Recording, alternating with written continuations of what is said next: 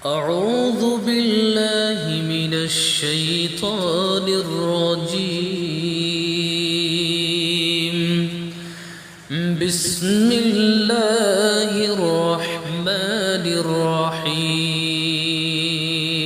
اعوذ باللہ من الشیطان الرجیم بسم اللہ الرحمن الرحیم ایاک نعبد و ایاک نستعین ہم تیری ہی عبادت کرتے ہیں اور تجھ ہی سے مدد چاہتے ہیں۔ ایاک نعبد و ایاک نستعین ہم تیری ہی عبادت کرتے ہیں اور تجھ ہی سے مدد چاہتے ہیں۔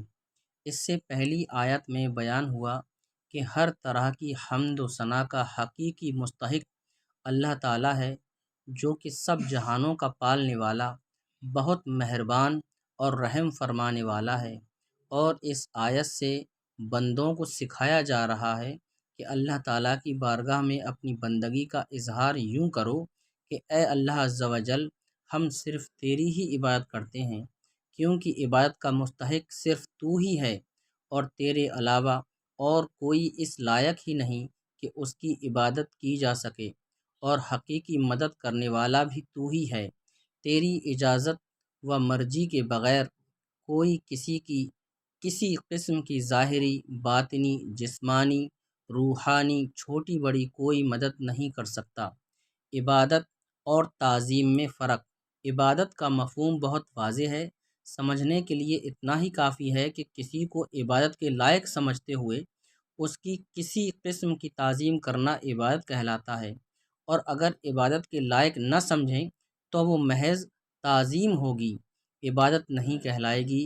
جیسے نماز میں ہاتھ باندھ کر کھڑا ہونا عبادت ہے، لیکن یہی نماز کی طرح ہاتھ باندھ کر کھڑا ہونا استاد، پیر یا ماں باپ کے لیے ہو تو محض تعظیم ہے، عبادت نہیں۔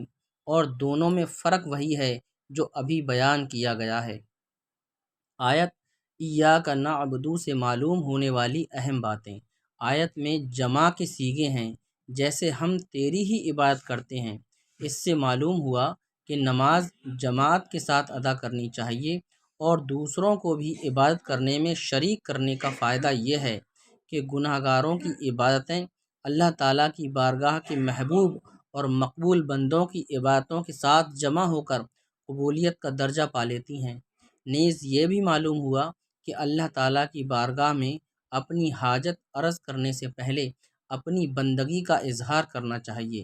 امام عبداللہ بن احمد نصفی رحمۃ اللہ تعالیٰ علیہ فرماتے ہیں، عبادت کو مدد طلب کرنے سے پہلے ذکر کیا گیا، کیونکہ حاجت طلب کرنے سے پہلے اللہ تعالیٰ کی بارگاہ میں وسیلہ پیش کرنا قبولیت کے زیادہ قریب ہے۔ اللہ تعالیٰ کی بارگاہ میں وسیلہ پیش کرنے کی برکت۔ ہر مسلمان کو چاہیے کہ وہ اللہ تعالیٰ کی بارگاہ میں کسی کا وسیلہ پیش کر کے اپنی حاجات کے لیے دعا کیا کرے، تاکہ اس وسیلے کے صدقے دعا جلد مقبول ہو جائے۔ اور اللہ تعالیٰ کی بارگاہ میں وسیلہ پیش کرنا قرآن و حدیث سے ثابت ہے۔ چنانچہ وسیلے کے بارے میں اللہ تعالیٰ ارشاد فرماتا ہے، یا ایھا الذین آمنوا اتقوا اللہ وابتغوا الیہ الوسیلہ۔ ترجمہ کنز العرفان، اے ایمان والو، اللہ سے ڈرو اور اس کی طرف وسیلہ ڈھونڈو۔ اور سنن ابن ماجہ میں ہے کہ ایک نابینا صحابی بارگاہ رسالت صلی اللہ تعالیٰ علیہ وسلم میں حاضر ہو کر دعا کے طالب ہوئے، تو آپ صلی اللہ تعالیٰ علیہ وسلم نے انہیں اس طرح دعا مانگنے کا حکم دیا، اے اللہ عز و جل، میں تجھ سے سوال کرتا ہوں اور تیری طرف نبی رحمت حضرت محمد صلی اللہ تعالیٰ علیہ وسلم کے ساتھ متوجہ ہوتا ہوں۔ اے محمد صلی اللہ علیہ وسلم، میں نے آپ صلی اللہ تعالیٰ علیہ وسلم کے وسیلے سے اپنے رب عز و جل کی طرف اپنی اس حاجت میں توجہ کی تاکہ میری حاجت پوری کر دی جائے۔ اے اللہ عز و جل، پس تو میرے لیے حضور صلی اللہ علیہ وسلم کی شفاعت قبول فرما۔ حدیث پاک میں مذکور لفظ یا محمد سے متعلق ضروری وضاحت۔ اعلیٰ حضرت امام احمد رضا خان رحمۃ اللہ تعالیٰ علیہ فرماتے ہیں، علماء تصریح فرماتے ہیں، حضور اقدس صلی اللہ تعالیٰ علیہ وسلم کو نام لے کر ندا کرنی حرام ہے، اور یہ بات واقعی محل انصاف ہے، جسے اس کا مالک و مولا تبارک و تعالیٰ نام لے کر نہ پکارے۔ غلام کی کیا مجال کہ وہ راہ ادب سے تجاوز کرے، بلکہ امام زین الدین مراغی وغیرہ محققین نے فرمایا اگر یہ لفظ کسی دعا میں وارد ہو جو خود نبی صلی اللہ تعالیٰ علیہ وسلم نے تعلیم فرمائی ہو، جیسے دعا یا محمد انی توجہت بکا الی ربی، تاہم اس کی جگہ یا رسول اللہ یا نبی اللہ کہنا چاہیے، حالانکہ الفاظ دعا میں حتی الوسع تغیر نہیں کی جاتی۔ یہ مسئلہ مہمہ یعنی اہم ترین مسئلہ جس سے اکثر اہل زمانہ غافل ہیں، واجب الحفظ ہے۔ وَإِيَّاكَ نَسْتَعِينُ، اور تجھ ہی سے مدد چاہتے ہیں۔ اس آیت میں بیان کیا گیا کہ مدد طلب کرنا خواہ واسطے کے ساتھ ہو یا واسطے کے بغیر ہو، ہر طرح سے اللہ تعالیٰ کے ساتھ خاص ہے، اور اللہ تعالیٰ کی ذات ہی ایسی ہے جس سے حقیقی طور پر مدد طلب کی جائے۔ اعلیٰ حضرت امام احمد رضا خان رحمۃ اللہ تعالیٰ علیہ فرماتے ہیں حقیقی مدد طلب کرنے سے مراد یہ ہے کہ جس سے مدد طلب کی جائے اسے بالذات قادر، مستقل مالک اور غنی بے نیاز جانا جائے کہ وہ اللہ تعالیٰ کی عطا کے بغیر خود اپنی ذات سے اس کام یعنی مدد کرنے کی قدرت رکھتا ہے۔ اللہ تعالیٰ کے علاوہ کسی اور کے بارے میں یہ عقیدہ رکھنا ہر مسلمان کے نزدیک شرک ہے، اور کوئی مسلمان اللہ تعالیٰ کے علاوہ کسی اور کے بارے میں ایسا عقیدہ نہیں رکھتا، اور اللہ تعالیٰ کے مقبول بندوں کے بارے میں مسلمان یہ عقیدہ رکھتا ہے کہ وہ اللہ تعالیٰ کی بارگاہ تک پہنچنے کے لیے واسطہ اور حاجات پوری ہونے کا وسیلہ اور ذریعہ ہیں۔ تو جس طرح حقیقی وجود کے کسی کے پیدا کیے بغیر خود اپنی ذات سے موجود ہونا اللہ تعالیٰ کے ساتھ خاص ہے، اس کے باوجود کسی کو موجود کہنا اس وقت تک شرک نہیں جب تک وہی حقیقی وجود مراد نہ لیا جائے۔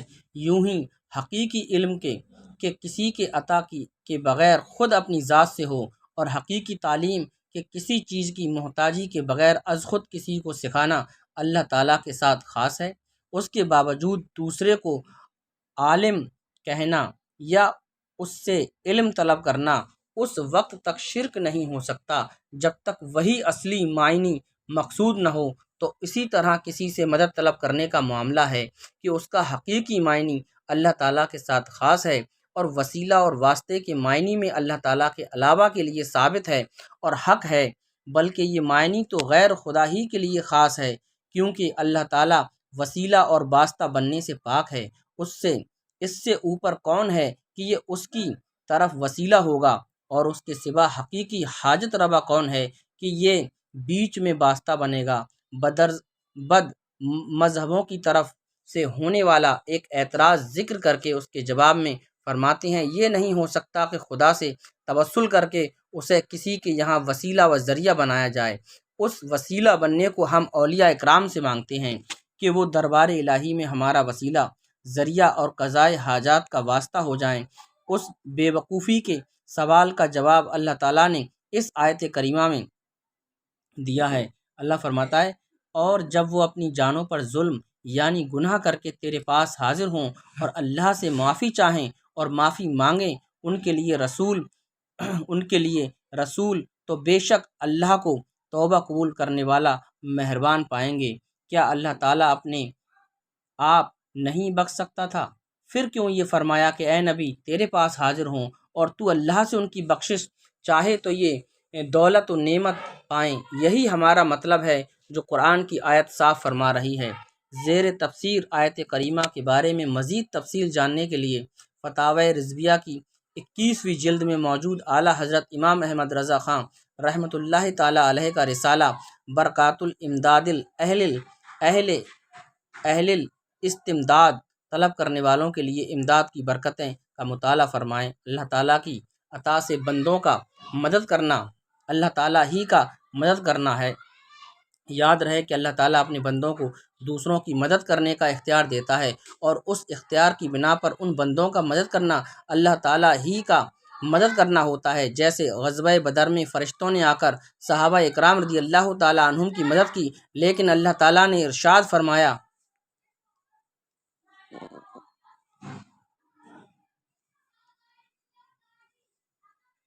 یاد رہے کہ اللہ تعالیٰ اپنے بندوں کو دوسروں کی مدد کرنے کا اختیار دیتا ہے، اور اس اختیار کی بنا پر ان بندوں کا مدد کرنا اللہ تعالیٰ ہی کا مدد کرنا ہوتا ہے۔ جیسے غزوہ بدر میں فرشتوں نے آ کر صحابہ اکرام رضی اللہ تعالیٰ عنہم کی مدد کی، لیکن اللہ تعالیٰ نے ارشاد فرمایا، اور بے شک اللہ نے بدر میں تمہاری مدد کی جب تم بالکل بے سر و ساماں تھے۔ اب دیکھیے، مدد فرشتوں کے ذریعے کرائی اللہ تعالیٰ نے اور فرمایا، اور بے شک اللہ نے بدر میں تمہاری مدد کی۔ مدد تو فرشتوں کو بھیجا اللہ تعالیٰ نے، لیکن اللہ فرما رہا ہے میں نے مدد کی، یعنی اور بے شک اللہ نے بدر میں تمہاری مدد کی۔ یہاں فرشتوں کی مدد کو اللہ تعالیٰ کی مدد کہا گیا، اس کی وجہ یہی ہے کہ فرشتوں کو مدد کرنے کا اختیار اللہ تعالیٰ کے دینے سے ہے، تو حقیقتاً یہ اللہ تعالیٰ ہی کی مدد ہوئی۔ یہی معاملہ انبیاء کرام علیہ الصلوۃ والسلام، اولیاء اعظام رحمۃ اللہ تعالیٰ علیہ کا ہے کہ وہ اللہ عز و جل کی عطا سے مدد کرتے ہیں، اور حقیقتاً وہ مدد اللہ تعالیٰ کی ہوتی ہے۔ جیسے حضرت سلیمان علیہ السلام نے اپنے وزیر حضرت آصف بن برقیہ رضی اللہ تعالیٰ عنہ سے تخت لانے کا فرمایا، اور انہوں نے پلک جھپکنے میں تخت حاضر کر دیا۔ اس پر انہوں نے فرمایا، ھذا من فضل ربی، ترجمہ کنز العرفان، یہ میرے رب کے فضل سے ہے۔ اور تاجدار رسالت صلی اللہ تعالیٰ علیہ وسلم کی سیرت مبارکہ میں مدد کرنے کی تو اتنی مثالیں موجود ہیں کہ اگر سب جمع کی جائیں تو ایک ضخیم کتاب مرتب ہو سکتی ہے۔ ان میں سے چند مثالیں یہ ہیں۔ صحیح بخاری میں ہے کہ نبی کریم صلی اللہ علیہ وسلم نے تھوڑے سے کھانے سے پورے لشکر کو سیر کیا۔ نمبر 2، آپ صلی اللہ علیہ وسلم نے دودھ کے ایک پیالے سے 70 صحابہ کو سیراب کیا۔ نمبر 3، انگلیوں سے پانی کے چشمے جاری کر کے 1400 یا اس سے بھی زائد افراد کو سیراب کیا۔ نمبر 4، لعاب دہن سے بہت سے لوگوں کو شفا عطا فرمائی، اور یہ تمام مددیں چونکہ اللہ تعالیٰ کی عطا کردہ طاقت سے تھیں، لہٰذا سب اللہ تعالیٰ کی ہی مدد ہیں۔